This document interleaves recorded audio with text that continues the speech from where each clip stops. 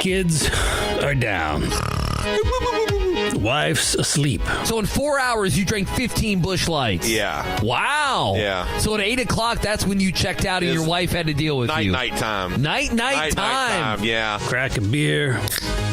Pour a bourbon. It's After Dark. On ESPN Louisville Plus. Now here's Justin Soforo. Soforo. How do you Soforo. say Soforo? No, it's fur. It's fur, not four. That's why it's fur, man. Soforo. There you go. I mean, it's the same thing. Soforo. I don't know. Soforo? Soforo, my bad. No, Soforo. Here's Justin Soforo and Anna Tarullo.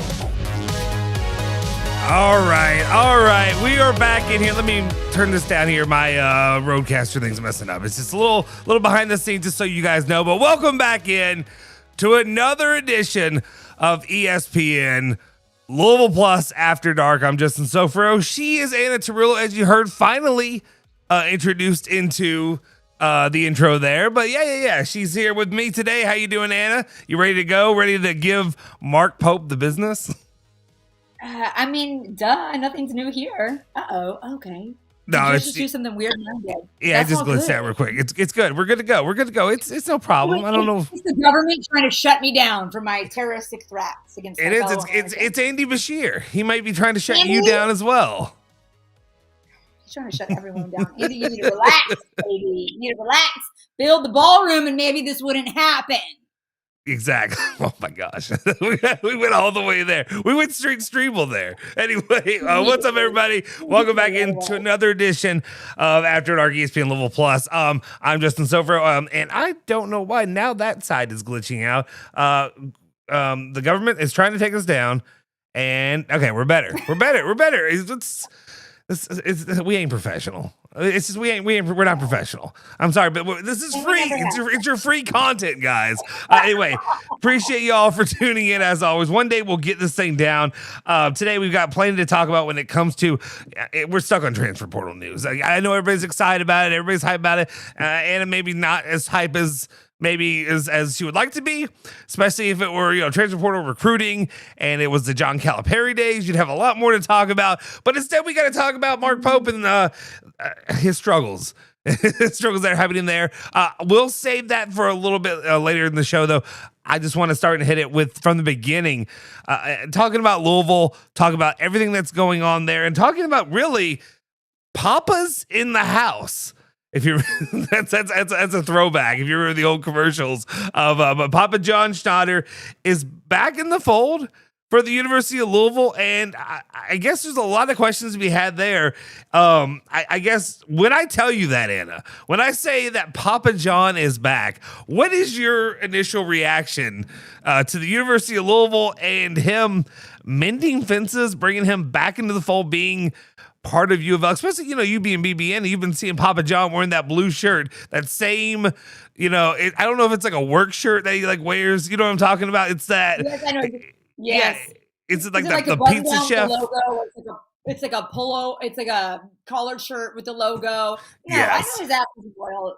I knew his ass wasn't loyal. It didn't mean anything when Papa was trying to use the ovens over in Lexington. Okay, we don't care. Yep. Get that trash pizza out of here. I did. Think it was odd that it warranted such an announcement, but I know as we discuss it, things you've said in our little pre-show gathering made a little bit more sense to me about why this is such a big deal. It feels political. It's like get my name out there for some publicity, and maybe you'll see a little jingle in your pocket. Yeah, I think there's a lot there when it comes to Papa John. He had said this. There were comments that were made. I need to find it and see if I can pull it up in front of me. I know I had my Twitter up a second ago. This time I was looking for Andy Bashir. But there were comments made by Papa John just saying that basically he's always been a supporter of the University of Louisville. Like he, grew up loving it and all that. And that he wanted to be back in helping them to succeed. And I think there's a lot to take. Let me see. Is this him? Is this his comment right here? Yeah, here it is. His comments. I can read it right now on the reconciliation. Issue the following statement. I want to thank Chairman Benz, Larry Benz, President Bradley, and the University of Louisville Board of Trustees for the thoughtful way in which they reconciled with me today by reassessing the university's decision to sever ties with me in 2018. The example they are setting today through their servant leadership is greatly appreciated and a positive sign for the future of U of L. I'm encouraged by the spirit of their emphasis on forward together, and I share that vision. The decisions made years ago were deeply disappointing and had real consequences for many people in the Louisville community.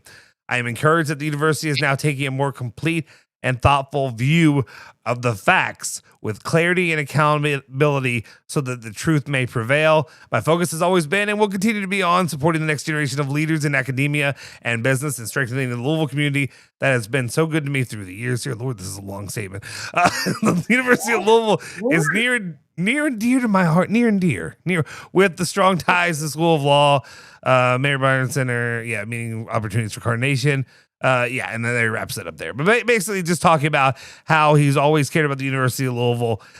He didn't say it, but he was using the University of Kentucky to get back at his ex at that point. But I would be remiss if we don't really backtrack a little bit and talk why the reason we're here to begin with. And, the facts of the situation, whatever they may be. I mean, there was a recorded statement of him making there's nothing else to say. Egregious, using words that you can't use, making statements you cannot use. Yeah, a slur. If you will. Of them all.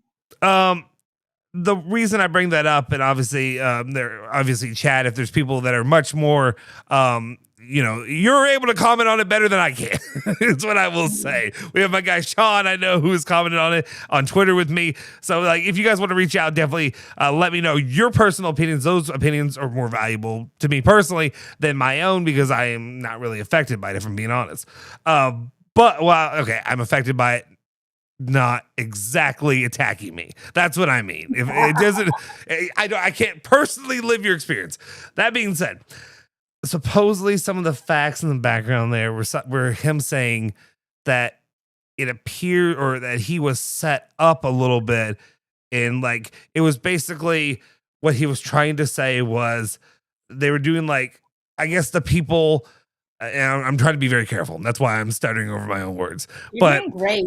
Thank you. Thank you. Basically, whoever the people that were recording that conversation, that training, it was some kind of sensitivity, whatever it was. They were going at him a little bit and trying to get him to. What'd you say? Sorry, say it again. I said that we've all heard. That we've everybody's heard. I'm trying to be mature. Okay. Basically, what his statement was, it was taken out of context, but I have an argument against it either way. But what he was saying was there were real racists like Colonel Sanders who said bleep every day or all the time. My argument in that circumstance would be maybe you don't have to say it in that statement. It's not really necessary to say the word. You can literally just do what I did, which was say bleep instead of saying the word. That's my footage. The blank word. Also, why are you bringing up Colonel Sanders? It was a different time, and I feel like that's kind of that. It's not going to shock anyone that that's if he were saying that. No offense, or anything to that man's name, but why is he comparing himself to other food icons in Kentucky history? Let me tell you about Long John Silver's. Long John Silver back in the day, he wasn't too kind either. Said so many slurs once an hour. So right? Watch it. Yeah, it's stuff like that that just I don't know. That's my main issue. That being said, okay, I ain't perfect. I'm not the person to judge you or to condemn you or to say that you can't, make a comeback or whatever. I care about Louisville sports and I care that Louisville athletics is successful. We ain't got a lot of billionaires around here. We ain't got a lot of them that support the university. Maybe Kentucky has a few more than the University of Louisville. We just lost one, RIP Junior Bridgman. Yeah, I wouldn't say that. Yeah, that's the whole problem. Yeah, no. Yeah. R.I.P. Junior Bridgman. After his passing, we lost one of them. So Louisville now definitely needing guys who can, carry the weight a little bit. We've seen the amount of money that's been bled out from this university over the last few years. Bad decisions, good decisions, or not good decisions, but bad decisions or just difficult decisions, whatever have you. That being said, Louisville now needs to buy some players. And I mean, if you look at this transfer portal class, I think there's a little bit of things to say. And yes, maybe there could be, because we just had the university come out and cry poor and talk about how, Ohio State can't do this, Alabama can't do this, we can't do this, we're spending all this money, we're taking a loss on probably this upcoming season, if we're being honest. Unless you have big time donors like a Papa John. Pizza. Unless big pizza, we already talked about big pasta this week. So, unless you got big pizza in your back pocket, baby. Big pasta and big pizza coming out. There he is. There's my guy. There's a few that do. Real quick, shout out Drew Hoskins' NIL money buys a lot of forgiveness. You're damn right. It does. It does. I will forgive a lot. And I'm a Christian. We forgive. We forgive people for their transgressions against us. Lest they anyway. You sound like you in Congress, baby. You sound like you in the United States Congress right now. You damn right. I'm willing to forgive a lot. If you give me some money, or if you help my team out. That being said, like I said, Sean, I was commenting on this earlier. I see your comment in there as well. And Sean, let's be real. You can comment on it a little bit better than I can. We've had this discussion over Twitter, but he shout out to MF and Papa John. Out here, rock with you. That's what he said. That's what he said. I'm not even saying that. I'm not going that far to even read that word. Papa John, baby. But like I said, it is a situation where I desperately do say, like, he really did step in it. You should know better. If you get to that kind of situation, I also know that people, when they get to that level of wealth, of power at that point, you don't live in reality with the rest of us. Like, you don't think. Also, why is he doing like the HR seminar? Like, why are you talking about that? Like, don't you have people on your parent? Why are you the papa in that house? I don't know if it's because. Well, okay, I'll tell you this. The one thing I do know about Papa John, and I say this because I had an older brother who worked for Papa John's back in high school, like in Shelby County out there. And like Papa John did the rounds. Like, he went in and checked in on all of his businesses. Like, he would show up one day. You don't know, you'll be out there making pizzas and Papa John's there. And he's in Shelby County and he's out there, whatever, doing it with you. But he would just rip. I was about to say rip ass. He would just fart. He would go in and he would just rip into you. Like, he went out there and people got fired. People got whatever left out there. Just, little peons on the totem pole or whatever. But like, if you were doing it wrong and you weren't living up to his standard, better ingredients, better pizza, Papa John's. If you weren't doing that, he wasn't having it. So like Papa John's, I mean, what I know about John Schnatter is, I mean, he's a shrewd businessman. He can be a bleeping asshole. Like to be honest, he is. He can be that way. But that's also how you're successful sometimes. So I mean, and if you ain't slanging pizza the right way, Papa gonna find out, baby. Papa gonna be there. So Papa Papa gonna know. Daddy gonna know. It really is. So it's just one of those situations. So I don't know. I'm trying to see if it is working. I don't see anything. It doesn't look like it may be failing, because I was checking to see this was going to be our first time trying to stream on Instagram. I just posted on Instagram too on my story. I was like, we're live on Insta for the first time, but you know what? Maybe they can just learn us early. They can learn us early, and that nothing works, but we're still trying hard every day. We're supposed to be. I don't know why it may not be working. We've tried multiple times. We'll figure it out. Come to YouTube. Watch it on YouTube. Jordan's on YouTube. Let us live. Okay, so that being said, Louisville basketball definitely has put more than their share of money investing in this transfer portal class. It is not done, and I surely hope it's not done anytime soon. But it's gotten kind of quiet as we've reached this weekend. Though this last week was more than eventful. Definitely talking about, there's one guy who we were definitely talking about it last week. Louisville ended up they're finally getting their commitment from Alvaro Folgueras, who's a 6'10" power forward from Iowa. He was the one, if you recall, he scored the game winner against Florida in the NCAA tournament. He took practically a week to commit. Really, I'm not really going to talk about the player, break him down at all. Everybody knows at this point what we're getting from Folgueras. But one of the main things that really hit with me, that what I wondered, because the day of reckoning when it came was, I believe it was Monday evening. I don't think it got into Tuesday, but I believe it was Monday evening this week. And at the same time, if you recall, Louisville was going after John Blackwell, the guard from Wisconsin, who was viewed as one of the top guards in the portal class that was left. And, you know, Shire did kind of what Louisville did with Badunga and with Shellstad, which was you get him on campus and you don't let him leave. That being said, it was weird because you got all that breaking news that came out of Blackwell committing to Duke, and it was just a done deal. And we were all like Louisville fans, not we. You were probably more than happy, but Louisville fans were resigned to. There is a God. Exactly, resigned to our fate. And what I kind of wondered, my question was, shortly after that news came out, by that evening, I think it was like midday when the Duke stuff came out.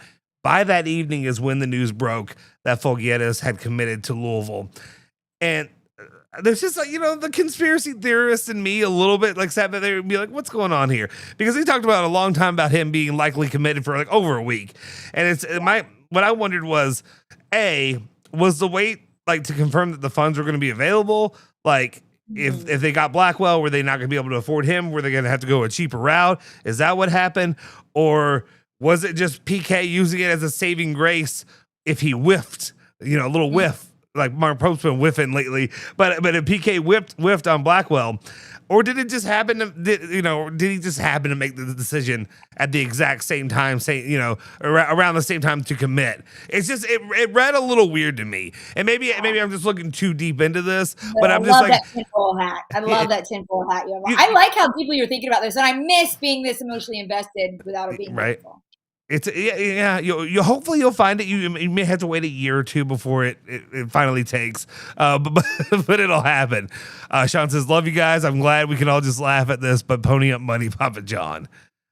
I mean, that's a question too. I mean, where's the money coming from? Where's the money right now? Big pharma, college sports has big pizza. All right, pizza. a little bit different, but really one and the same. And then me and Nikki V and Tarullo got big pasta. That's what we got. Big pasta, baby. Code name Big Pasta. Yes, watching live from Japan, Ant fam. Shout out! All right, that's cool. International? We're international. All over the world. Mr. 305, Mr. 502. We're Pitbull over here. Come on, baby. All over the world. Now, when he says, you're not going to know this reference, I don't think. I was going to say, when he says Dale, does he mean is that a reference to Dale Earnhardt Jr.? No. Soforo, it's Dale.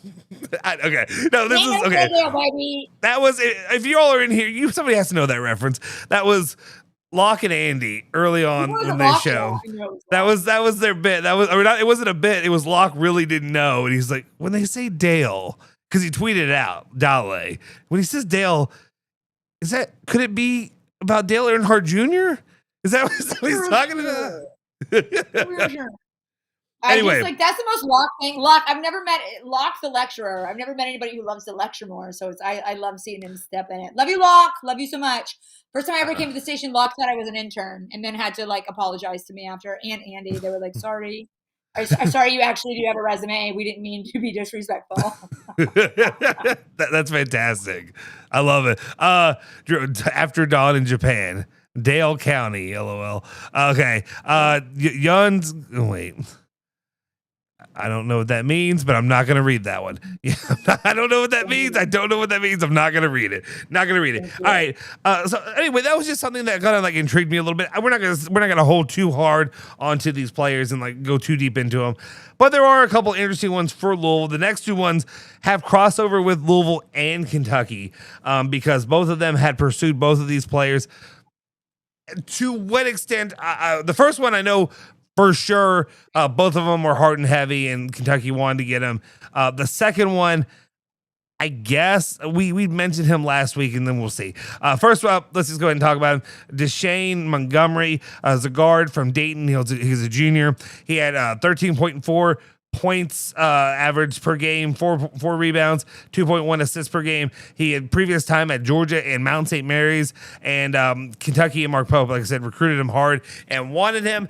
I came out, and I'll be honest, maybe I was sitting a little bit too high with I want the big splash. I want the big names. I want I'm going through the list. The Field of 68 has this thing where they update regularly, where it is like the top 100 recruits out there. Let me see if I can find it real quick. Actually, I'm going to do that real quick. But they have their top, I believe it's the top 100. And let me see if I have that. Let's see. Because I know Louisville has like 4 of those. Kentucky has, I believe, 2 with Hoskins and Drew Hoskins. I'm reading your name. Wilkins. Okay, so right, I'm reading Drew because he's commenting on here. Okay, so we have Kentucky has both Alex Wilkins and Zoom Diallo, the 35th and 28th ranked players in that class, or in the transfer portal rankings. Louisville's got Flory Badunga, who's number 5 now after the addition of Milan Momcliffe. I don't even know why I'm trying to say his name in there as well. And Louisville's got number 20, Jackson Shellstead, number 49, Carter Knox, and number 81, Alvaro Fogueres. So there are a few players left, really, even looking at this right now. You've got top numbers 1, 2, 4, which is another one, Tunde Yesufu, who's one we're looking at. Kentucky, Louisville, and UCLA in the mix there. Interesting to see if Kentucky can try to get him. I haven't really heard Louisville that highly. But back on to Deshane Montgomery. This is a player that to me disinterests me, and the reason, or at first didn't interest me that much. But let's see if I can pull this up. Give me one moment. Sorry. Take your time. Thanks. I'm trying to see if I can get. So I want to do the screen share for us to see if I can pop it up there. Yeah.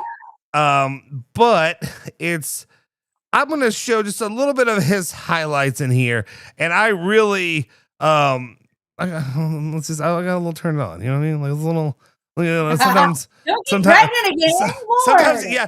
you get a little pregnant. Okay, so this is a player that both Kentucky and wait, what'd you say? What sometimes you get a little pregnant. Sometimes don't tell Bob Avena that you're never just a little pregnant. Okay, I'm gonna put this one in front of me. Let's see if I can put it on the other one as well. There should be 2 of these now. Yeah, let's see. Sorry, I'm figuring out how to do what? Just put Tayshaun Prince highlights if I'm having an ugly day. Okay. No, it is. But like this kid, okay, I'd never really heard much from him, but I was intrigued after watching some of these highlights. And again, I understand he's playing, he's dating against North Florida and teams like that. Well, this one is against Virginia, but this kid's a baller. This kid can throw it down, and I like to see a little bit of somebody who actually can finish there, because we've had a lot of guys who haven't been. I wouldn't say laying the hammer a little bit. That's my one thing. So this is a guy that both Louisville and Kentucky went after. Louisville ended up pulling him out, and there's not a lot there I've seen otherwise to really comment, but I think it's another guy who can fill it up, who can score, and it's really nice to have a player of this caliber who is coming off the bench and is not your go-to guy. Yeah. And sorry, Tarullo, y'all didn't get him. I don't know what to tell you. It's another player that y'all didn't get. So good. That's where I am. Good. It's Mark Stoops times 2. Good. Make it as bad as it can be, so there's no coming back from this. You just want you want no questions at this point, right? That's what you want. You just want you wanted what I wanted with Kenny Payne. I know. Yeah. So I don't want anybody to disagree with me in the truth that I know that he sucks, and sometimes I just love being right, and I don't want to be right. Sometimes it is a curse. Sometimes I don't want to be right, and I'm right. And I feel like this fan base has been so beaten down that it's like There's not even the fight anymore. There's not even the fight that's like, well, actually, never mind. I did see some propaganda on Twitter today that was like, give Mark Pope some time to cook. Give him time to cook. Dog, he's burning toast. Like, he can't cook shit. He can't cook ramen noodles. Get out of my life. He's cooking the worst. He's making a mayonnaise. It's just mayonnaise and white bread. That's it. That's all you got, dog. Mayonnaise and white bread. Not exciting. I hope you don't have a palate. I hope you don't have taste buds for anything good. Speaking of mayonnaise and white bread, Louisville also ended up getting the commitment of Gabe Dines. This is a player that you and I talked about. I mentioned him briefly. 7'5" center from Southern California. He's a junior from Independence, Kentucky. He visited Kentucky, was thought to be a UK lean. Committed to PK immediately after the UK visit. He visited U of L first. He averaged 2.9 points per game, 2.3 rebounds, 0.4 assists. Minutes in 2023 were 13.6. He fluctuated a little bit there. I guess my question is, and guys, this is for you all in the chat. Like, if you're a Louisville fan and you're excited about the addition of Gabe Dines, why? Why? That's a question. Why? Well, my question is, like, outside of just pure size, like you get a guy of his size, like, you know, that's it. Like, he's 7'5". He takes up a lot of space. You've got him behind. If you look at him in the big man room, so I'm looking at him right now, Louisville's roster situation: Jackson Shellstead, Adrian Woolley, starting guards. You know, Jackson Shellstead is your point guard. Then you got London Johnson and Will Hankey. No offense, Will. We love you. We love whatever you're doing with the Diener show and all that. You know what's going on there. And then you got Carter Knox and Deshane Montgomery there. More along your three guys who play in the three. And then you got Flory Badunga, Alvaro Fogueres, and Gabe Dines there as the big man. I guess my question is was it necessary to lock him up now? Like, was it really necessary to go ahead and get the commitment? Because I would like to know, and I've seen all kinds of propaganda from BBN and people saying Louisville paid him $3 million, and I'm like, the fuck they did. If they paid $3 million for this player, you were out of your GD mind. And at that point, like, I want to know, why would you pay $3 million for a player that averaged 0.2 points per game, or no, sorry, 2.9 points per game, 0.4 assists per game, and 2.3 rebounds per game. 2.3 rebounds per game, and you're 7'5". You know what I mean? Like, what is the reason there? And what is the reason? Like, why? You know, to me, have a culture of, like, you know, a lot of physicality and really putting some weight and some muscle on some guys in the off season. Like, I don't think. Yeah, probably not worth that, but maybe Papa really is in the house, baby. Maybe Moneybags, McGee. That's what they're shelling out, but still not worth it. There's no way. I'm the one who's, like, just exhausted by all of this. I can't imagine being a coach, and it's not just because Kentucky is sucking. Even last season, in the off season, it's just like all the money and all. It's just so many metrics to care about that.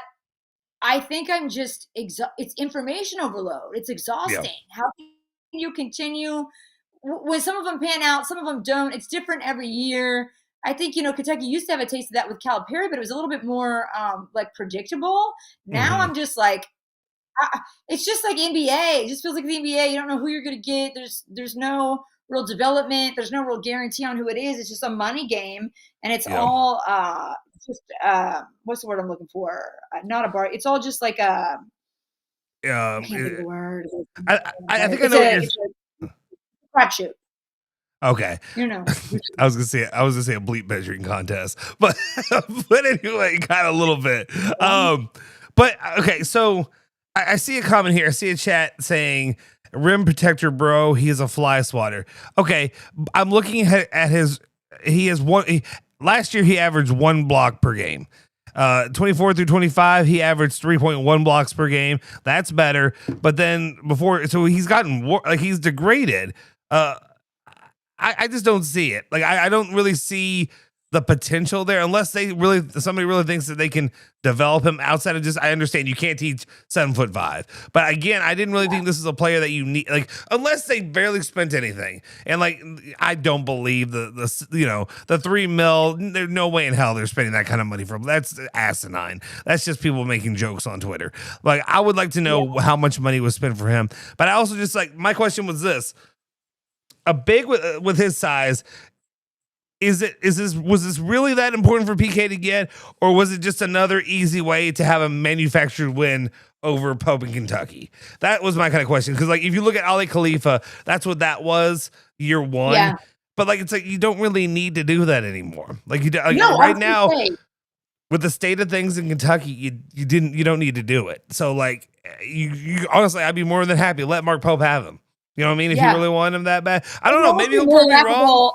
If that's who Kentucky spends money on, it would be more of like a loser. Yeah. There's a person you can get, and like, no offense to the kid, but it's like, that's not like a primetime recruit you're trying to steal. And I don't even think you need to do that right now for PK.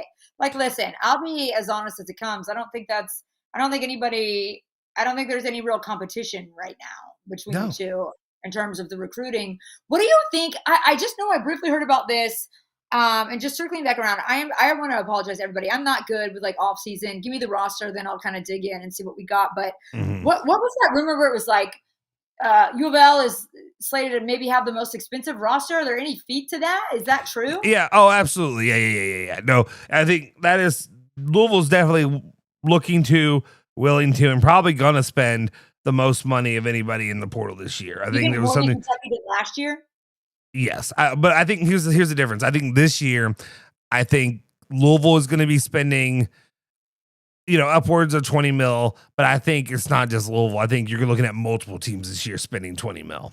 And I think here's also the problem where I think it hurts Kentucky. Maybe they're spending 20. I feel like maybe their pocketbooks got a little bit tighter and they're clutching it a little bit because of what happened last season. They're like, I don't trust this guy to spend this kind of money. Like, at least PK. And there are people, I've seen the argument and they've got good points. He doesn't have really a top 20 win. He doesn't have anything really to hold on to. A lot of the reasons, though, that PK didn't have those wins is they're pretty easy to identify. Like, I watched those games and it was like, I could tell you, and I ain't a savant. I'm a fan. I'm a passionate fan. I know basketball, but I'm not going to be the breakdown. I'm not like listen to coach like Mark Lieberman. Shout out him. Yeah. I can listen to him. He can see every little detail, every little maneuver or whatever that caused you to give up that score or whatever. Like that's not me. But at the same time, like, it was pretty cut and dry. And it was pretty easy to see where Louisville struggled last year. And it was, you had no big men, you had no physicality. Guys were just working them. I remember I looked at Jalen Carey, who plays for Tennessee, and I was salivating. I wanted him in the portal. Like, he's not even a top 100 guy, whatever. But like, just seeing the physicality he played with, it's the same reason like Jaden Quaintance. Why the few times that we did see him, I love that kid. I love his game because he reminds me of Montrezl Harrell. Like, he very much that kind of physicality. He had the high pitched voice. He had all that. And it's just like, just go play the him game. Like, please. And then Michael Brown right now, I guess his back's completely fine now. So go figure. I know that happens. Wow. Go figure. But no, I do think Louisville, and I think there's going to be multiple teams, probably Duke, teams like that, probably easily spending north of 20 mil. And here's what I think the difference is, that I've always admired PK for is that his teams play hard as shit for him. His play, just Conwell. I mean, there's something about him. His players really respect him. With Pope, here's how I feel at the end of the day, and I know I mentioned this last week. Even if you get Stokes, I don't care. I'm not going to be excited about it. After the disaster of last year, I think Stokes is turning into a little bit of an attention fan is the more polite way to say it. Whore. He'd say it. It's okay. A whore. He's a whore. Whore. But anyway, so it's like, all right, I'm already fed up with the antics and the showmanship of that. I'm not trying to do that. But two, let's say Lance Stokes, does Mark Pope have any type of track record of his players respecting him and wanting to play hard for him? No. Like, I don't even care if you get – I just feel like it stoops to – I don't care who you bring in. I don't care who you get. Like, when they were trying to make us excited over Brock Vandegrift. Like, I don't care. Like, I do not care. I'm just that's how over it I am. You could get, whoever to come play. I don't care. I just think you're going to mismanage them. If you mismanage funds that bad and you mismanage the talent you have, there's just no future there. Like, I just don't care. And I think, I'm sorry to be such a negative Nancy, but y'all also know me. You've known me for years that I'm not going to sugarcoat stuff and be fake excited about things when the stats and the data are right there. I don't care. I've seen what I've seen. I'm never going to be a Mark Pope fan. If he somehow has a successful season this upcoming year, to me, that would be a one-off. That would be a fluke. Like, you should never have a season like you did last season. Well, for me too, it's not even just that. It's also, you know how difficult it is for me to even come to I can't even come to the table with the idea of him having a successful season. And we're going to get to the Kentucky half here in just a sec, because we have like what the both rosters look like at this moment. I read off to you what Louisville looks like. I mean, you've got guys that I feel like are that starting five. I feel pretty confident in. You're talking about Shellstad, Woolley, Carter Knox, Badunga, and Alvaro Figueres. I feel pretty good about that starting five with Louisville. Like, I go out in front of, and play with a lot of guys. There are things, though, like Adrian Woolley, and I know Ethan Moore and Taylor Lynch, shout out to them. They commented, and I made a reel out of it as well, talking about really, as much as, and this is a hard one for me to sell for Adrian Woolley, because he came back, and I don't see him really being comfortable or feeling respected if you want to move him back to being that 6-man role again.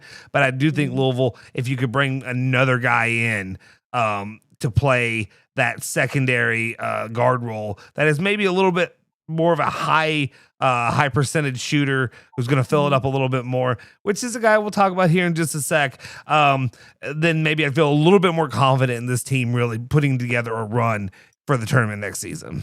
And again, just you mentioning like maybe a guy who comes off the bench, I think that was like a big mistake of Mark Pope in Kentucky last season. It's like you spent all this money on the roster and none of it was cohesive. You didn't have great backups. So you want to fucking bitch about injuries when you spend more than anyone else on a roster. Then you're stupid. You tell us every day that you're stupid and don't know what you're doing. Every day. Well, additionally, that roster that Kentucky created, and I think again, I'm not tooting my own horn, but I created these reels that we put out there.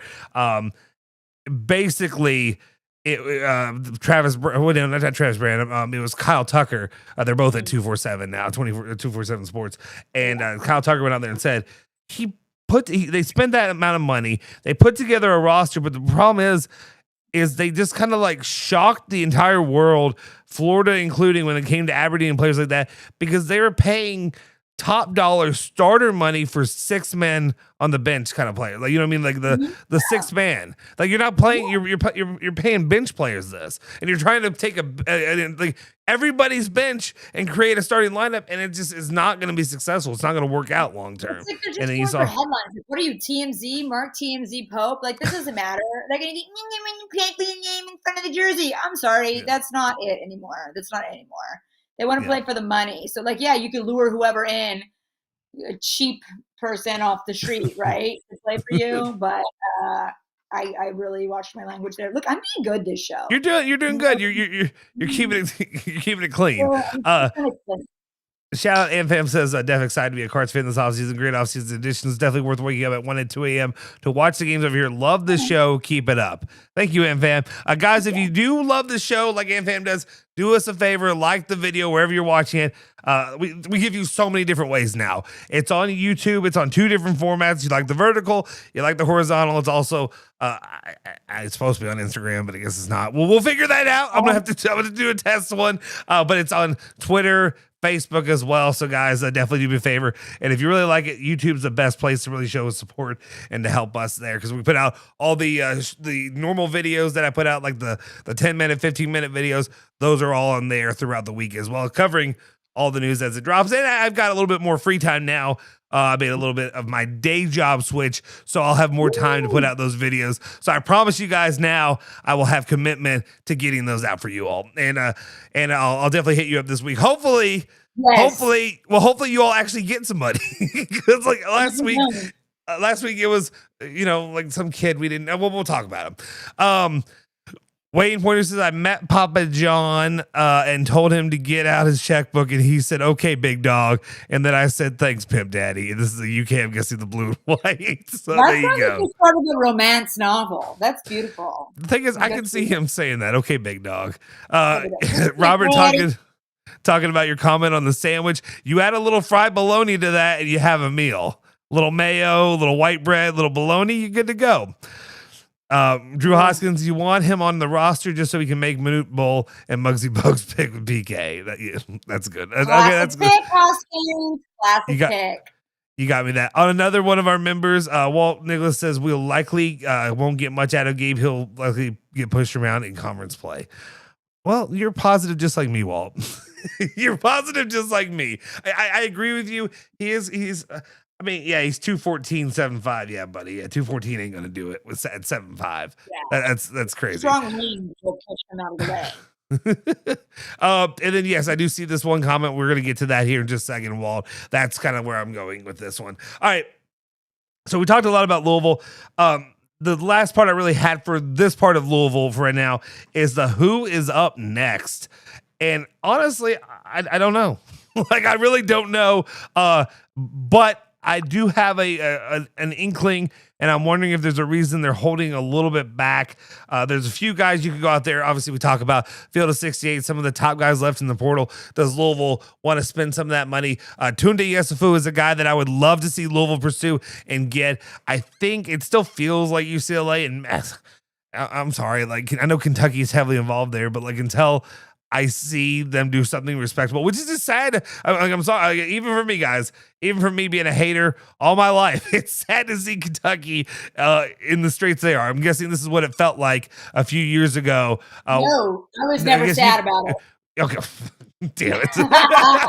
Fair enough. It was like all the prayers came through. Fair enough. Tunde Yesufu, though, is one of those players that I would love to see. He could fill it up. He'd be a guy that could really do that for Louisville. That being said, there is one big, situation that we got to talk about, and that is the potential, and Walt Nicholas kind of covers it right here, the 5-5 rule going into effect before the season if we could get Conwell back. And that's the interesting one. It's another one Kentucky fans are looking at because they could go back to the Otega Oweh fountain again and try to get him back for the 5th year. But I think that's something where guys are watching. If you saw Rick Pitino made comments about it, being like, "Oh, no, we don't want that." And I think that's mainly because Rick has already spent most of his money by stealing players from Louisville, Kentucky, and putting together this roster. So he's like, "Oh, it's great. I do too. Fredo, Mark Pope is Fredo."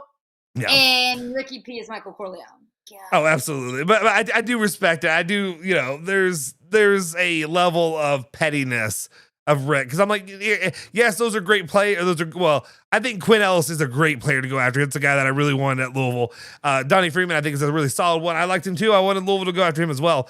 Not as broken up about that one, but it did just feel like that level of pettiness is everything that that Rick Pitino has going after UK and U of L. That being said, to me, I think this may be the best situation for Louisville. If they can get Ryan Conwell back for a 5th year, if they're able to do the 5-5, then if that does get, if that goes through, then I think that would be the best situation. You get a guy who can fill it up, guy who Louisville relied on throughout all this season, stepped up in the moments when Michael Brown Jr. was pretending to have back issues and all that. I don't. There's not another guy outside of if you get like Tunde Yesufu back.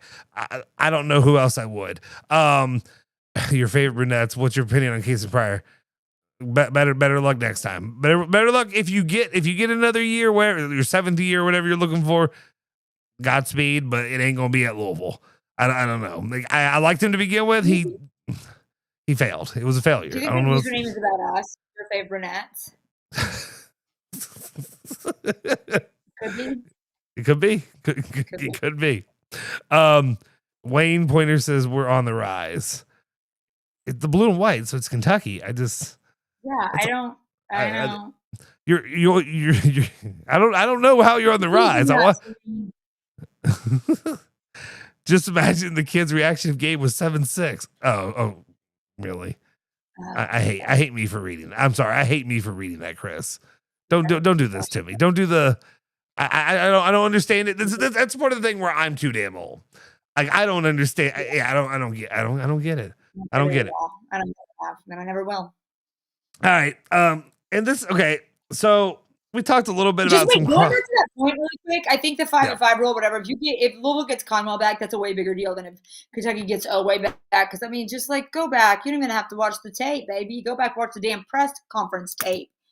Mm-hmm. This is my whole point. I don't care who you get back. It's a foundational issue. You could come get LeBron James to play for a game. Okay, maybe I would be excited about that. Anybody else, whatever. Don't care.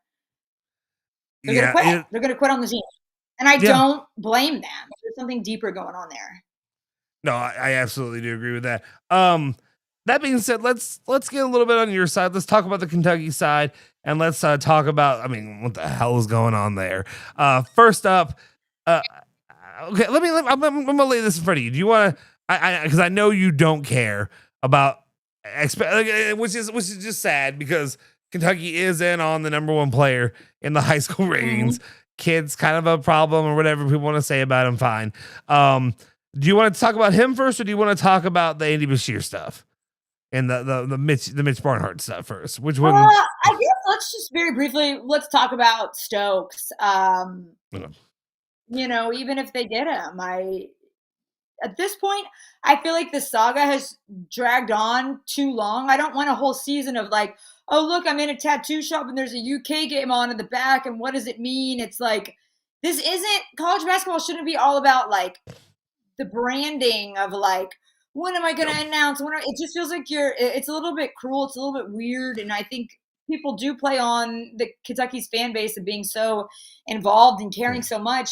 At this point, it's hard to still be excited about him. And the majority of that is on Pope. I would expect him to mismanage Stokes if he got him. But now with Stokes, it's just like, and I know it's probably not even the kid. Like, I'm sure he's got a whole team around him that's telling him to do these things. It's going to feel, it's like, you know, the Shaden Sharp thing was what it was. A lot of it was an injury, whatever.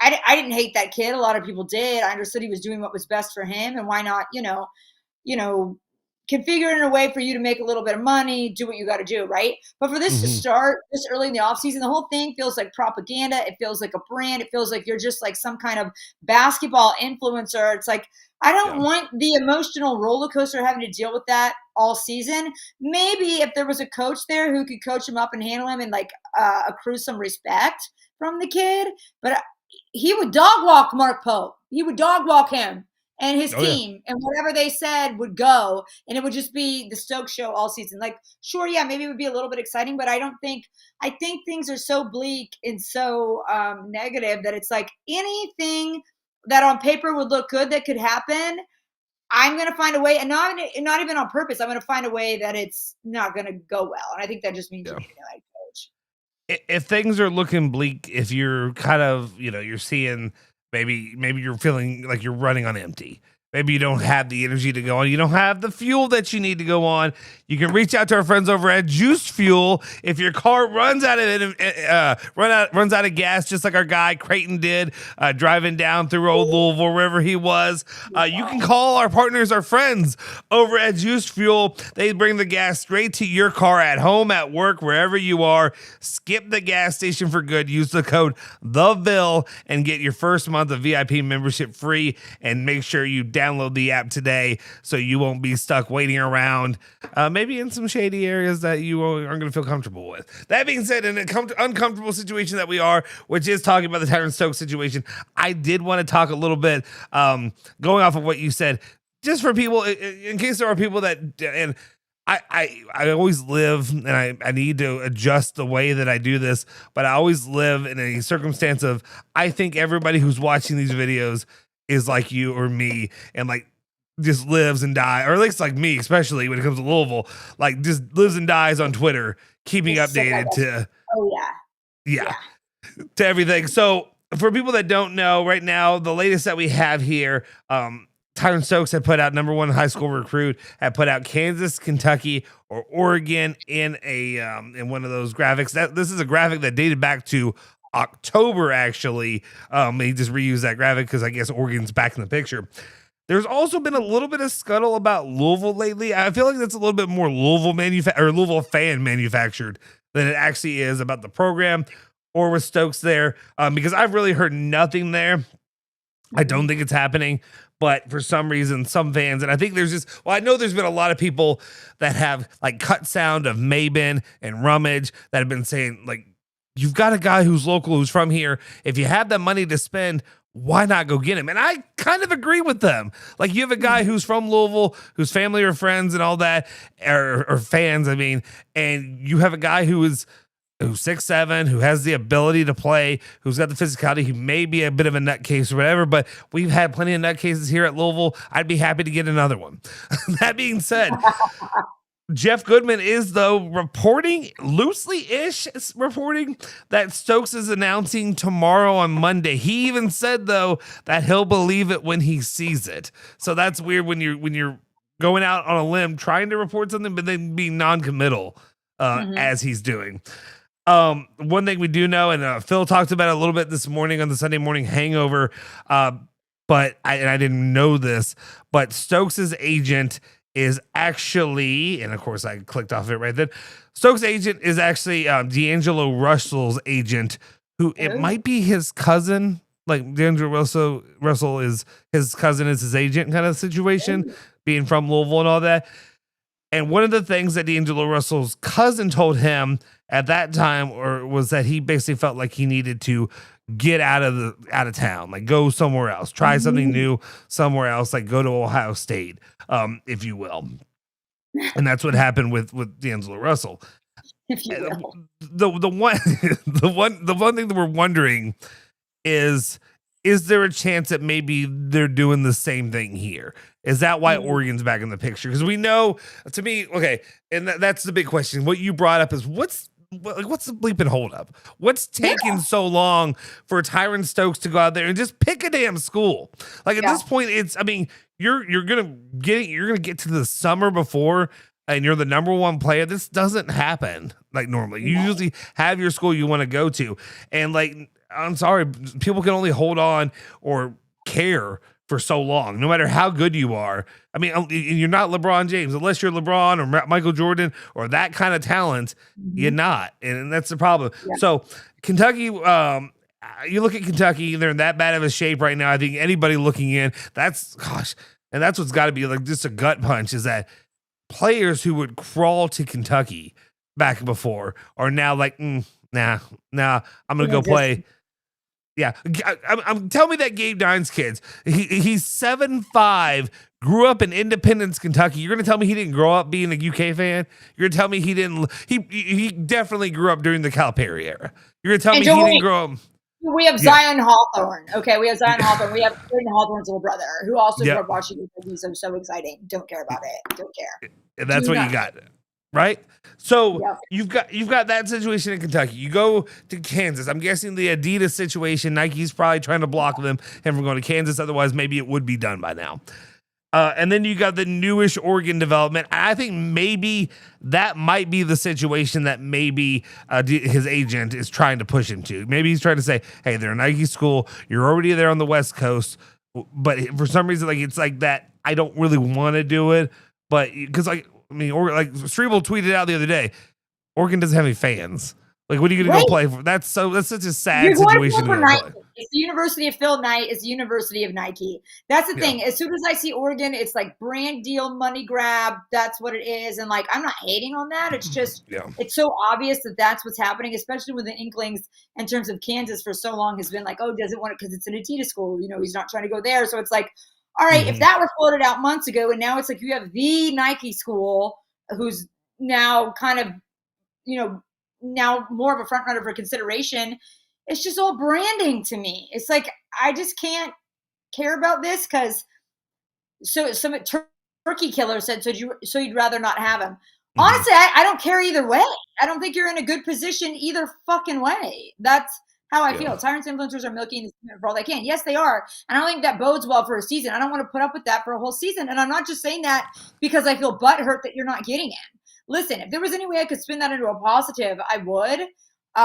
But at this point, I think everyone's like, it just reminds me of a guy who's like telling you this to make you feel good for a second. And then he's going to string you along and play you. And you look so stupid at the end. Like, you were dumb. How didn't you know that that's what was happening? And on top of Mark Pope's incompetency. I think also that's just the foundation for it all. If anybody's still really considering, if Stokes is still really deeply considering Kentucky when like mid players aren't, then it's a money grab. It's some kind of, wait around, get all the attention that you can. I don't think he's taking anybody seriously that he's messing with. He's a player. That's why I'm kind of confused. Like if you're Louisville and we talk about money grabs, and I don't care about money grabs at this point. Like everybody's money grabbing right now. He's the top player in the high school ranks. If he's asking for, he's asking for something ridiculous like $8 million or whatever it is. I don't know, but like if he's asking $6 million, if you paid $5 million for Badunga and if he's asking $6 million, if you got the money. Why not? Like, how Louisville? Why not? Why not just go back to the table and be like, hey, will you take this? Maybe Adidas is just a no. It won't happen with Nike. They're really going to put their foot down. It won't happen. Like, that's why Kansas is struggling there too. But like, I don't get it. To me, and it's also, I'm tired of the dramatics of the whole situation. Sorry, I don't know why this stupid thing is blocking up on me. So give me one moment so I can look at my notes again. It's interesting though to me that it won't get done, and I don't know if he's milking the attention, but the problem is like at this point it's that girl that you keep asking out on a date, and I always go to these references, but it's kind of true. It's like at this point, and then she finally is like, after you've moved on, it's like, oh yeah, I'd love to. It's because she loves to be pursued. She just wanted to have that continue to happen, and then once you stop doing it, then it's like, oh wait, no, I was actually like, okay, no, I'm ready now, and it's like, no, they ain't ready anymore. Like they don't want this. It's at some point it's not cute anymore. It's just not. No, it's not. No matter how attractive you are, it ain't cute, Tyron. You're insane. You're insane. And I agree with that. It's just not cute anymore. I'm sick of it. Even if Kentucky had another great roster put together that you didn't need him as much, it would still be irritating and annoying. I just feel like we've been talking about it forever, for half of Mark Pope's tenure there. So I don't care. Mark Pope's going to fuck it up if he gets him. You think that kid will respect? He can't even respect anybody else in the recruitment game right now. He wants to do all these little Easter eggs and piss people off. Yeah, that's going to go over well with weirdo Mark Pope trying to coach him up, I'm sure.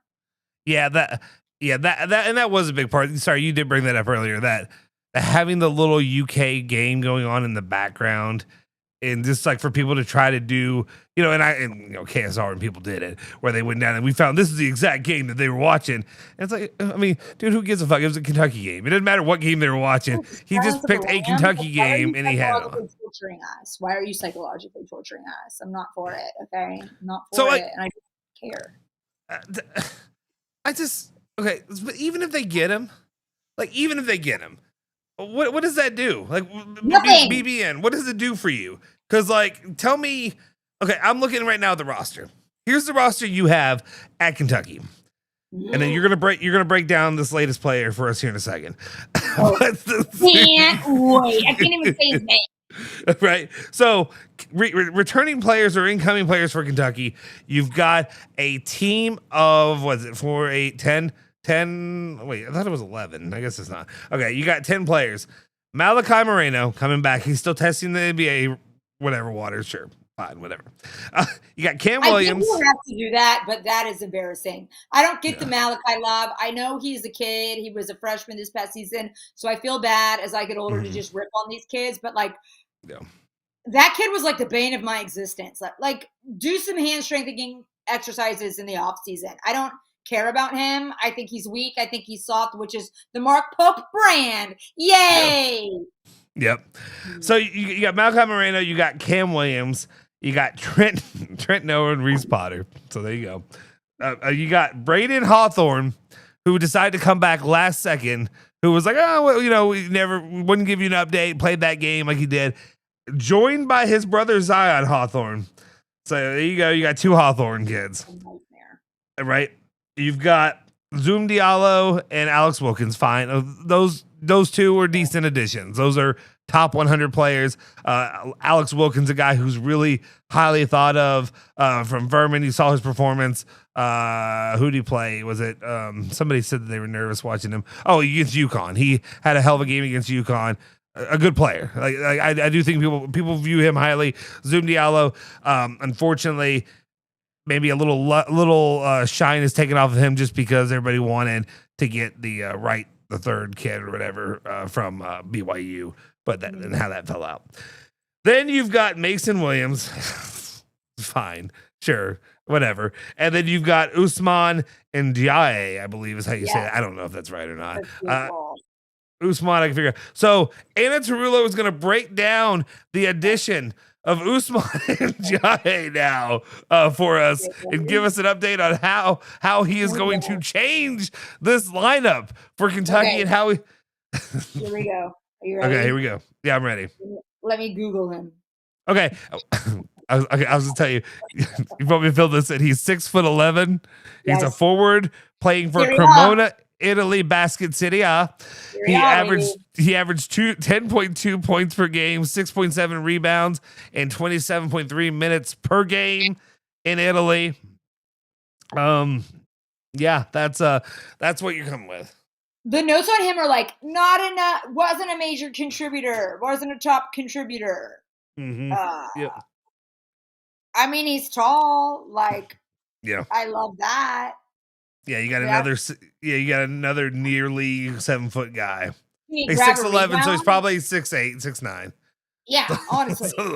Like, I don't care. Like, we've been fed such bullshit. Like, Malachi Moreno is supposed to be some savior. Kid can't even grab a damn rebound. He's like, literally, Anna reading from the teleprompter for this analysis. Like, straight up Googling. I don't know. Like, I don't know. Nobody knows is the real thing. Nobody knows. But, yeah, I don't care. I especially don't trust Pope with any big man.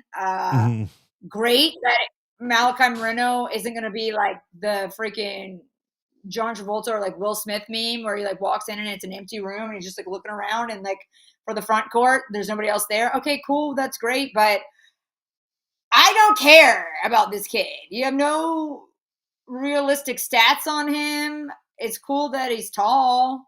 Mm-hmm. I don't care. Yeah. And you guys know it's not that I'm like uneducated. It's that it's genuinely, there's nothing to be excited about here.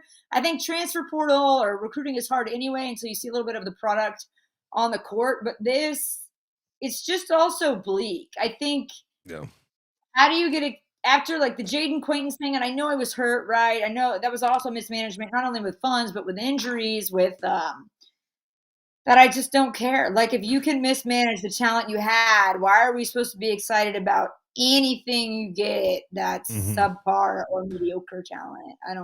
I wish I had even like a little bit of a stat to be excited about. He's 6'11". Yay, let's go party. Here's the problem I have with him.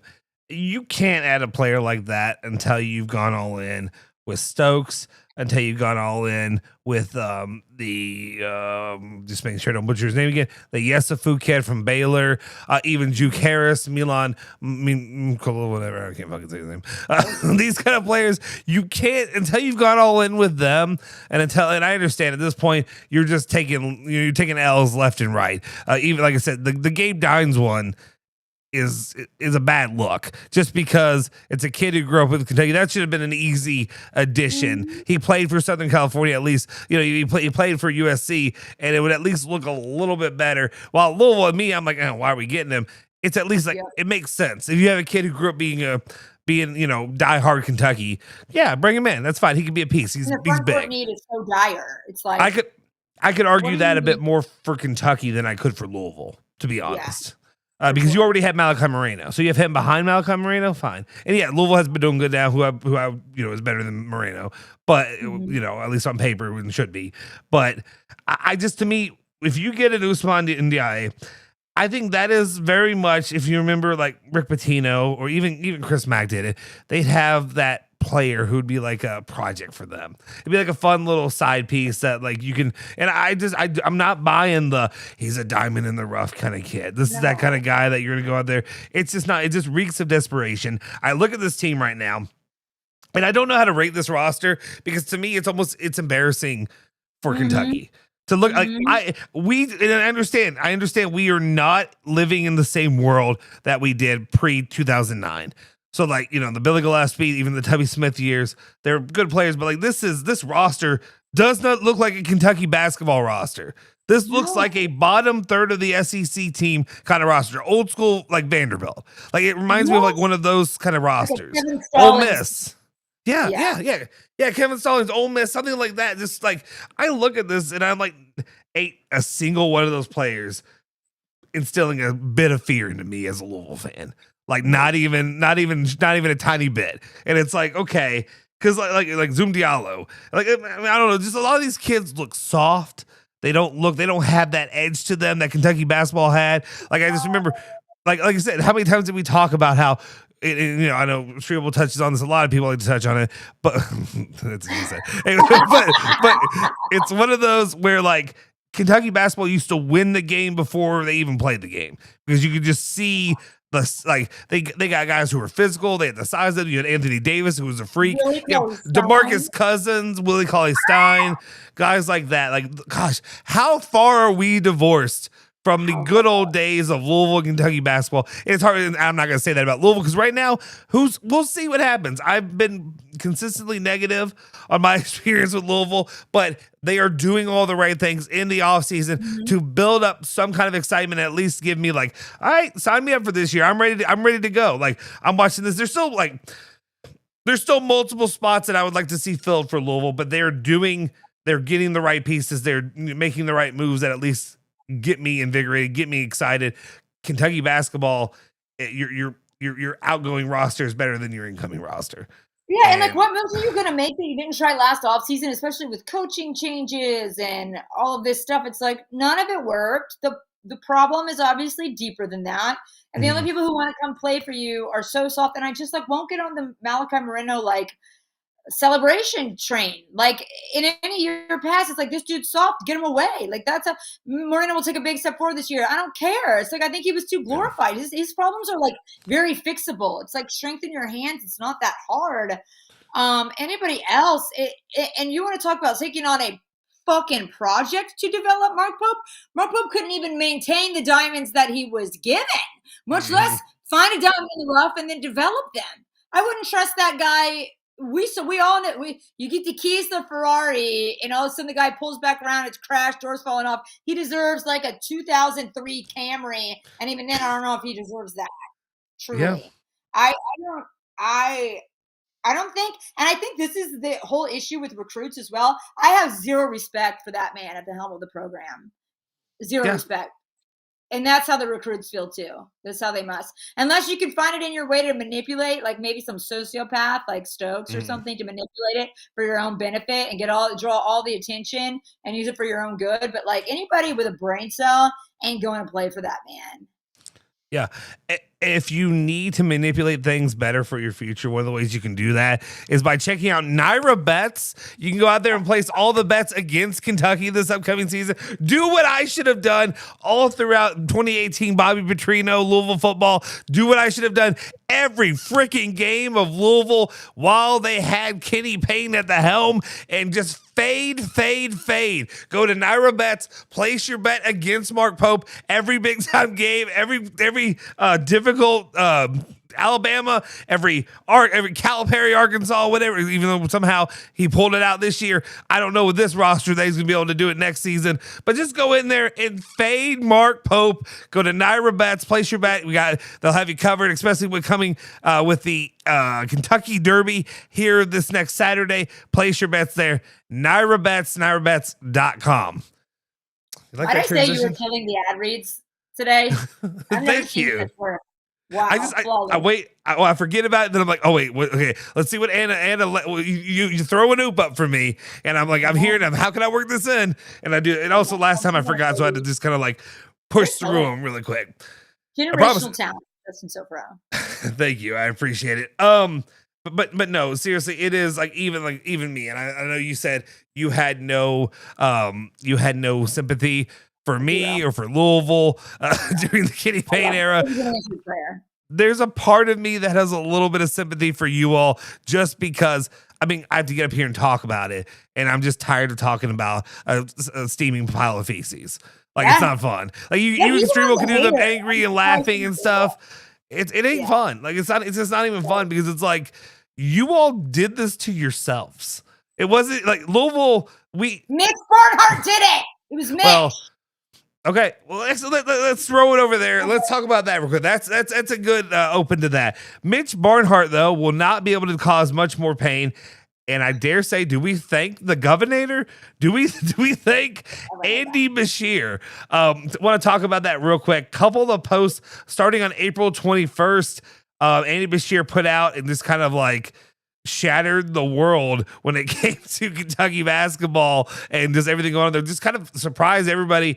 But Governor Andy Beshear put out a statement saying, "I am losing confidence and growing increasingly concerned with the management and decision-making at the University of Kentucky. My concerns include the creation of a new $1 million job that has no defined duties, and the announcement that the new Dean of Law was the only candidate not recommended by a law school faculty. I've been told that despite previously saying the dean must be approved by the UK Board of Trustees, the university has shifted and now states that approval is not needed. I worry that these actions are related to certain donors pushing partisan and undue outside influence onto the university." Get the Republicans out is what he's saying. I hope students, baby. He's not being benevolent out of the kindness of his heart. It's politics. What are you going to do? I hope students, faculty, trustees, and the community attend this week's board meetings and ask the tough questions that should be answered. Followed that up, I think this was a day later. And he said, "Since yesterday, I've received countless calls and messages agreeing that the University of Kentucky needs to reconsider its recent actions. The fact that a political party defended the law school dean appointment is telling. Kentuckians deserve a nonpartisan university that doesn't waste taxpayer dollars. We also deserve real oversight that will tell UK's administration no when it comes to making a mistake. I hope we will see the oversight in that meeting begins today."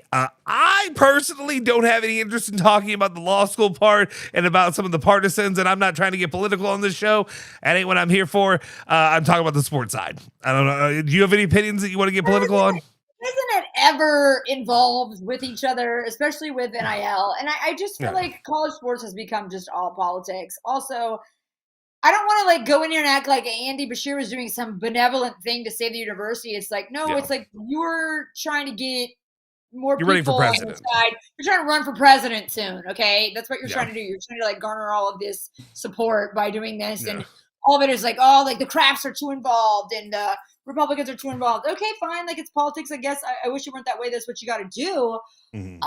But it's also just what a sad state of affairs that's what it takes. It should have happened. Oh my, like. This is how I felt with LSU football, right? Like, look at and I know it was a little bit of a disaster too, with the governor and whoever stepping in and being like, listen, we're going to take over and this is how it's going to be done. And maybe that was a little bit of the playbook, right? But I don't think it was even like, I don't think Andy Beshear cares that much about Kentucky sports. But that's what needed to happen from the top down. It has been, Kentucky athletics has been mismanaged under Mitch Barnhart, and it's sad that it took this long for the state or whoever to step in and even have an opinion when so much of your money is involved in that university. It should have happened a long time ago because there was no authority. There was no check. Mitch Barnhart, the fact that there wasn't. Yeah. See, am I frozen? No, you're good. You might. Are you frozen on your end? Because you're fine. You're fine to me. All right. Well, you're fine to me. I can see you fine. You're not frozen on my end, so I think we're good. But the one thing I'll say is, and that's kind of like the issue there is like they were completely unchallenged. They were saying, "Hey, Mitch Barnhart's retiring, but he's getting this $1 million fake job." What was it that what did our guy TJ Walker say? TJ Walker was somebody. He's like, "Who's going to be the something resource manager?" Yeah, it's so good. It's like, what will the university do? Oh, yeah, that's what it is. Well, that's just great. Now who's going to serve as executive in residence for the Sports Workforce Initiative? This is a great tweet. I love that at TJ. That was a top tier tweet. But it's true. It's like, why do you just all of a sudden want to step in now when things have been mismanaged for so long? You're doling out. You have a fucking top 9 paid college football coach who can't even make it to a conference championship. It's like, okay, step in now. I know it's for your own political gain. The whole thing is a joke. Mitch Barnhart has been a joke. Eli Capilouto for letting it go on. And the issue is that Capilouto's been there so long. It's so rare for a freaking university president to serve like 25 years that you let it go on, and now look where you are. It's just a disaster. Hopefully Stein turns out, but I'm sick of all of it. I'm sick of, and listen, maybe I was part of the problem by working for BB&T Tonight when I did, owned by JMI. You're not allowed to ask certain questions. That's the name of the game with some of these jobs now in sports media. Everything is so enmeshed that it's like you're just a walking PR firm. So I don't know. I'm glad somebody finally stepped up, but the condescension of Mitch Barnhart when everybody else tried to ask any question about him, you little knuckleheads, what are you talking about? I don't know, you're fucking making $1 million doing not shit, and you haven't even been successful. How about a little bit of humility? So yeah, I'm glad that happened. Needed to be put in his place. So I hope they get somebody young and invigorating, and I just think things, who knows how deep the corruption goes with the JMI and with all of that. I think enough for a governor to speak out. I think it's got to be a lot dirtier and incompetent than we think. No, I completely agree. It's one of those. I mean, I guess if I were a UK fan, I'd be like good on him, because I also would get a little bit nervous just because I've seen what happened down the road here when Matt Bevin and him he overthrew the board. He did all this kind of stuff, and it was drama. But I mean, there were a lot of other extenuating circumstances here at the University of Louisville that were just a couple things according to the ceiling. Just a couple things happened. I'm not, I can't speak on it. But Matt Bevin also used that as an opportunity to completely decimate what was already broken, was then destroyed at that point. Exactly. You're being opportunistic. You're already hopping on things that are obviously not going to work. So it's like, okay, I'm just sick of all of it. And I feel like college sports are ever increasingly becoming just like politics. It's like you can't trust any of it. You can't believe anybody. Everybody's bought. It just is the name of the game. Luther, thank you. I appreciate. I see the comments. I'm highlighting them. Luther, thank you. Train Track U is a slime pit. Let me just go ahead and just get them all off. Loserville will never do anything. Your fan base is made up of line beards, Crown Royal, and wave caps. Hey, I don't have hair, so I don't know. I don't know how the wave cap works. Anyway, yes. I never had a line beard, but I had, when you're first growing it, and every boy in high school does like the chin strap thing first, just to try it out, to see before it fills in, kind of thing. Everybody's done it, and don't come at me, Luther. I know. Also, like, Luther sounds like a guy who's got you've got a line beard. Luther, you're not fooling anyone. All right. Anyway, so let me just real quick. Okay, we see a few people in here. It's all good, but I'm diehard Cardinal fan. Okay, I thought you were a UK fan. That was your fraternity colors. Got it, blue and white. How would I know? How the bleep am I to know that? No, like the blue and white colors. You said. I don't know. His fraternity color. His fraternity colors, not mine. Yeah. Anyway, okay. That being said, I guess just to me, the point where we set off with right now, I'm glad to see that he's, forcibly or not, Mitch Barnhart stepping back. It's going to be a completely, hopefully, new situation for Kentucky. I think it really just determines on who's coming in. I've seen rumors about the Boise State guy being the guy to take over. That could be interesting.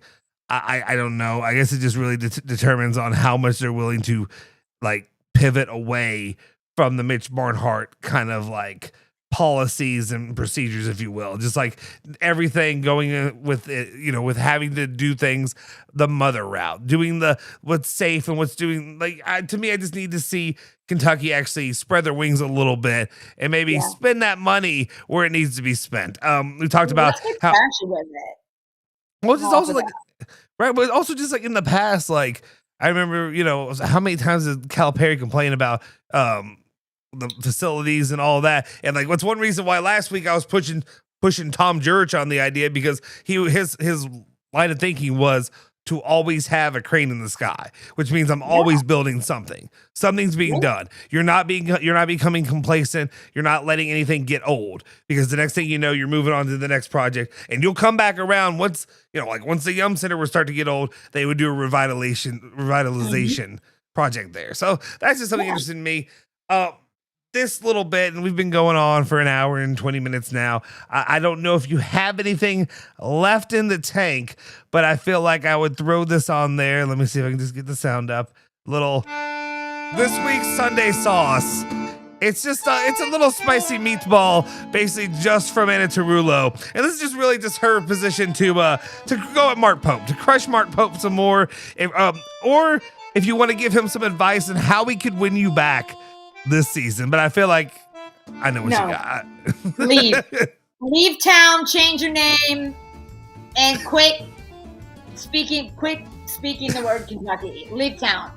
Do the thing a man should do, and take the higher road, and just know that you're not man enough for the job. Sorry. Yeah. There's nothing you could do. And I hate that sounds like such a lazy opinion, but it is a true opinion. It is a true opinion.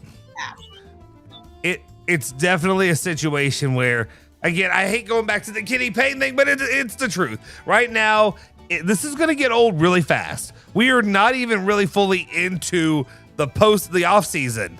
Like, there's actually enough to talk about with the roster construction of Tyran Stokes, of if he can get him. But the problem is, as soon as we finish this and we see what he has to work with, it is very much a situation which is just like, get us the hell out of the situation. If I'm a Kentucky fan, if I'm a Louisville fan, maybe a lot of Louisville fans in the chat are just saying, keep us in the situation. Let's be like Anna Tarullo when it came to getting paid, and let's just enjoy the tears and the pain of Big Blue Nation. Let's get a couple wins, and maybe they get stuck with him for 4 years. Who knows? Maybe they'll decide to double down on him.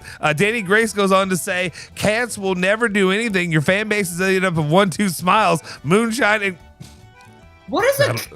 I don't know. I'm not reading that. Yeah. Oh, it's Luther and him are battling. Okay, Luther, your Crown Royal drinking, line beard wearing chumps really think that four-eyed troll will win. He's a bum like your fan base. Guys, he's talking about PK. He's just talking about PK. Okay. That's what I thought, but yeah. I'm confused by Luther. I don't know. They're battling they're just battling with each other in the chat now. Yeah, it's slowly devolving. but unfortunately, and I'll say this, I do feel for you all, because you're very much where I was. You're where I was. Level of empathy. It's something. It's like you go through a trauma and you feel bad for the next people in it. But God, you're a better man than me, Soforo, because I was dancing on y'all's grave. I was loving it. I never want y'all to get good again. Well, it doesn't help when you have Streeble there with you. Streeble's there just stoking the flames. And just mean and ugly comments and whatever. But then, like I said, I'd hop up. Might I say, Streeble absolutely called the Mark Pope disaster, but he also called something else. I'd say probably about 2 years ago, he was like, Anna, I just feel like things have been good for so long with UK athletics, and they've been on a winning streak, and now I feel like the tides are turning, and we're about to enter an era where it is very, very different, and that man could not have been more correct. So props to Struble again on that. Struble seems lighthearted, but he's almost like Nostradamus sometimes. He'll come up with these takes. You're like, dog, you were picking up on the situation between the jokes and the everything else. You were spot on with that, man. And he could not have been more correct. And I didn't want to believe it at the time. Maybe there was like an inkling when I was like, maybe, but it's probably not going to be as lopsided. There's no way he can go to hell that quickly. Oh, did it? Oh, did it? A year later, and you have the football shutout. What's funny is I remember, like I said, I was back when I was at U of L when I was going to school. I worked through at Buffalo Wild Wings in Middletown, just getting through it. I remember because I had the games or whatever on, and I remember all the stuff came out about Syracuse and all these other schools with that was Fab Mello, I think, when they got in trouble about him, and they got all those all those wins taken away from Jim Boeheim and all that. And I remember just thinking to myself, being like, man, I'm so glad Louisville has never had to experience anything like that. And by God, there was just something, but it was kind of similar where you had that feeling in your chest where like, man, I feel like we're so lucky that none of this has happened, but it's like, could it happen? And then not only did it happen, I mean, maybe worse than outside of a handful of programs, worse than I think many people, especially just with the length of how drawn out it became, how the second coming of with what's the kid, Brian Bowman, and everything that happened with him, it just drew. I mean, it lasted over a decade. It basically lasted a decade. Federal crimes can happen. It's like you usually have a limit, and your mind doesn't go beyond that. But it's one thing Louisville looks on that. And the last thing I'll really touch on in this, when it comes to the Mark Pope stuff, I feel like it's going to get tiresome of crushing him, but I feel like maybe we'll be able to get that energy back once he's in your face again, and you just look at him like pissed off, like we did with Kenny Payne. But like Mark Pope at least has recognition of like his failure is not okay. Like Kenny Payne was defiant in like making excuses and saying that it was all your fault that I'm failing and not mine. Mark Pope is I've never seen Mark Pope. Has he done that? I haven't seen him do it. Yes, he has. Okay. Remember, like his first interview, like after this season, and he was like, "Well, compare the last 4 years of Calipari to like." Or whatever, these 2 years, it's like, why are you including the COVID year, you weak ass sauce? And it's like, he wanted to bite back about that. It's like, okay, if we want to be a man, if we want to do statistics, how about we compare, you're the only coach that has ever reached year 3 or who will ever reach year 3 without a fucking Elite Eight. Like, if you want to play that little game and you want to do, no, I think that he's a fooler. I think that he's a fake. And he wanted to come in. He's just like dating a guy who's not emotionally mature or something. And they want to come in and be like, I'm really sorry that I did that. And they want to get all your sympathy. But then if they really do something fucked up, they'll be like, well, it's your fault. And you were the one who expected these things. It's like, no, I think when the heat really gets turned on and he really starts failing, he doesn't handle it well. He snaps right back at you. But if the situation or like the discretion, whatever it is that people are mad about is minuscule, you can be like, I am so sorry. It's just self-flagellation, right? Like, I'm sorry for doing that. I mean, it's my bad. I want you guys to know I care, until it's real and the heat is really turned on. No, then he's like a little weenie about it. I have no respect for him. And I wish that weren't the case. Like, I wish I weren't being such a bee about it, but I cannot help it. I either have respect for you or I don't. I can't fake it. Yeah. Well, the reason you brought that up and talk about the stat picking, and it reminded me of this stupid bleeping post by Morehead State. The Kentucky D1 wins having the most in the state over the past 6 years. And I looked over it and I was like, really? The way that they stat picked that. So you're including Louisville basketball through the last season of Chris Mack. You have him. You have like the worst of the Chris Mack at the end there, and then you have all of Kenny Payne in just a couple seasons of Pat Kelsey. So that way Louisville's below Eastern Kentucky and Murray State and Northern and Western, and then somehow just enough 6 years to be over Kentucky as well. Yep. Like, and it's the D1 wins you're talking about aren't the same caliber, my guy. Yeah, it's that kind of stat picking. That's what Mark Pope kind of did. That's what he did was saying if you look at those years under Calipari, that's where it pisses people off, and that's where you lose a lot. That makes me hate him. That enrages me, because if you want to be let's all be honest and let's do psychology about the healthy way to handle this. Well, it's not cherry picking stats, my friend. That's not going to help anyone. You coming in there like a little bitch to be like, you should be embarrassed to try to say that and going against Calipari. Like, that's embarrassing for you. Yeah. Yep. Let's see. Drew Hoskins' Moorhead has the stat pick. I respect for them. Pathetic by Pope. I mean, I usually agree with you, Drew, but I don't respect anything. I don't respect anybody. Nobody. Anyway, okay. So the rest of this week we have. So right now, basically, what I have that I'm looking at is we're just keeping an eye on who Louisville and Kentucky pursue. Does anybody in the chat know the status of that 5-on-5 or the 5 for 5 years or whatever it is, if there's when that will come down? Because I don't have it in front of me. But if you do, that'll be the one thing really to watch too. If Kentucky will bring Oweh back, if Louisville will be able to bring Conwell back, that'll be one of the more interesting pieces to me. And then right now, who Louisville and Kentucky are going after. Kentucky is actually for the first time much more clear when it just comes to pay attention to Stokes and just see if that Stokes is like, to me, the last gasp for Mark Pope. If he doesn't get The Stokes, death rattle, baby. That's the death rattle. yeah, yeah. If he doesn't, the season is basically kaput before you even know it.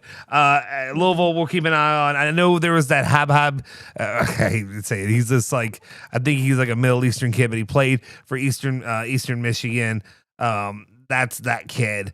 Where we'll see. Oh, they're voting soon. Okay, tomorrow is the meeting. Thank you, Will, and thank you, Luther. They're voting on that soon, so we'll be able to know. Meeting tomorrow on 5 for 5. Danny Grace says, not sure decisions coming to, and if for current seniors or next year. Okay, so that'll just be something to keep an eye on because that could make a big difference, especially if you're looking. Mark Pope could have himself a pretty good day if that thing gets passed and you're allowed to have a way back, and then you also get Stokes. That changes things a lot for him. Not really for Kentucky fans, because the season still, you're not looking at a Final Four, Elite Eight probably team, but you're looking at not the direct that we're just reading off here. If you're wanting to have a better situation, a better evening than the direct we have here, you can go hang out with our guys over at Boomba's Pizza, and you can enjoy the pizza, beer, all that they have on tap. They got locations all over. You got Eastern Parkway. You got over down near where I live, over near Hurstbourne. I still say Hurstbourne Lane, but Hurstbourne Parkway over here. There's lots of different places, lots of different options of pizza and beer, and we got the beer. What's it called? The beer bread, beer cheese, pretzels and beer cheese and stuff like that. I'm pretty sure all that kind of good stuff. Make sure you check out our friends over at Boomba's Pizza, especially with the upcoming season. Then finally, Trice says, and it will accept nothing less than Mark Pope's unconditional surrender and resignation. That's it. Amazing to do, okay? Guys, do me a favor. I'm going to be honest. This one was not like my favorite video to do just because we're just stuck in the cycle right now. We are trying to get through this. Give me some better news. Give me something to work off of, because right now it is a slog. I know it is for Anna because she does not love transfer kind of stuff, but we are just trying to get through this, and hopefully, I mean, like I said, Louisville, I am at least have some optimism. Kentucky, we'll see. We'll see what happens with them. And any final words before we get out of here? I just want the nightmare to be over. I just want the season. The season hasn't started, and I want it to be over, so we can maybe get a new coach. That's my final thought today. It is the Kenny Payne era for the University of Kentucky. Guys, do me a solid favor. If you haven't already, smash the freaking like button, hit the subscribe button, basically go over to the YouTube channel, subscribe, like over there. Really helps us to bring you more and more content in the future. And obviously, we're going to do more After Darks as well. If you haven't already, subscribe. You can also follow us. You can follow me at Justin Soforo on Twitter. Follow her at Tarullo Tweets on Twitter as well. And of course, you can follow ESPN 680, 93.9 The Ville on all other social platforms as well. And guys, we will see you all next time. And with me, go Cards. Yes. Bye.